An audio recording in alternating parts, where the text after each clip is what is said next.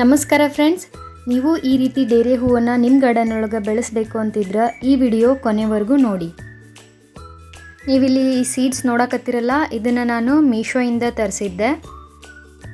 ನನ್ನ ಹತ್ರ seed tray ಇರಲಿಲ್ಲ, ಅದಕ್ಕೆ ನಾನು ಯೂಸ್ ಆ್ಯಂಡ್ ಥ್ರೋ ಕಪ್ಗೆ ಹೋಲ್ಸ್ ಮಾಡಿ ರೆಡಿ ಮಾಡಿ ಇಟ್ಕೊಂಡೀನಿ. ಈಗ ಇಲ್ಲಿ ಅರ್ಧ ಭಾಗ ಕುರಿ ಗೊಬ್ಬರ ತೊಗೊಂಡಿನಿ ಮತ್ತು ಇನ್ನು ಅರ್ಧ ಭಾಗ ಕೋಕೋಪೀಟ್ ತೊಗೊಂಡಿನಿ. ಇವೆರಡರಿಂದ ಸೀಡ್ ಜರ್ಮಿನೇಷನ್ ಫಾಸ್ಟ್ ಆಗ್ತದೆ. ಈಗ ಇದನ್ನು ಮಿಕ್ಸ್ ಮಾಡ್ಕೊಳ್ಳೋಣ. ನನ್ನ ಮಗನೂ ನಂಗೆ ಗಾರ್ಡನಿಂಗ್ ಒಳಗೆ ಭಾಳ ಹೆಲ್ಪ್ ಮಾಡ್ತಾನೆ, ನೋಡಕತ್ತೀರಿ ನೀವು.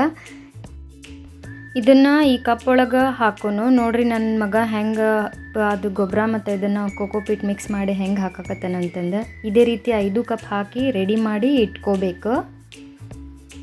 ಪ್ಯಾಕೆಟಿಂದ ಡೇರೆ ಹೂವಿನ ಸೀಡ್ಸ್ ತೆಗಾಕತ್ತೀನಿ. ಇಲ್ಲಿ ನೋಡ್ರಿ ಹೆಂಗೆ ಕಾಣ್ತಾವೆ ಇವು ಡೇರೆ ಹೂವಿನ ಸೀಡ್ಸ. 1 ಕಪ್ ಒಳಗೆ 2 ರಿಂದ 3 ಸೀಡ್ಸ್ ಹಾಕಬೇಕು.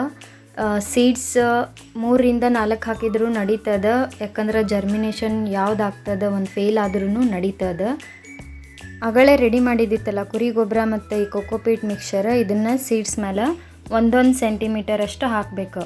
ಜಾಸ್ತಿ ಹಾಕಿದ್ರೆ ಸೀಡ್ಸ್ ಜರ್ಮಿನೇಷನ್ ಫಾಸ್ಟ್ ಆಗೋದಿಲ್ಲ, ಸ್ಲೋ. ಇದನ್ನು ಯಾವ ರೀತಿ ನೀರು ಕೊಡಬೇಕು ಅಂತಂದ್ರೆ, ಅದು ಮಣ್ಣು ಏನೈತಲ್ಲ ಅದು ಹಸಿ ಇರಬೇಕು, ಅದ್ರೊಳಗೆ ತೇವಾಂಶ ಇರಬೇಕಷ್ಟ. ಹೆಚ್ಚು ನೀರು ಹಾಕಿದ್ರೆ ಅವು ಸೀಡ್ಸ್ ಕೊಳೆಯುವಂಥ ಚಾನ್ಸಸ್ ಇರ್ತದೆ. ಈಗ ನೋಡ್ರಿ ಮೇನ್ ಪಾಯಿಂಟ್, ಇದನ್ನು ಒಟ್ಟ ಬಿಸಿಲೊಳಗೆ ಇಡಕ್ಕೆ ಹೋಗಬಾರ್ದು. ಶೇಡೆಡ್ ಏರಿಯಾ ಎಲ್ಲಿರ್ತದಲ್ಲ, ಬಿಸಿಲು ಜಾಸ್ತಿ ಬರ್ತಿರಲ್ಲ ಅಂಥ ಪ್ಲೇಸ್ದಾಗ ಇದನ್ನು ಇಡಬೇಕು.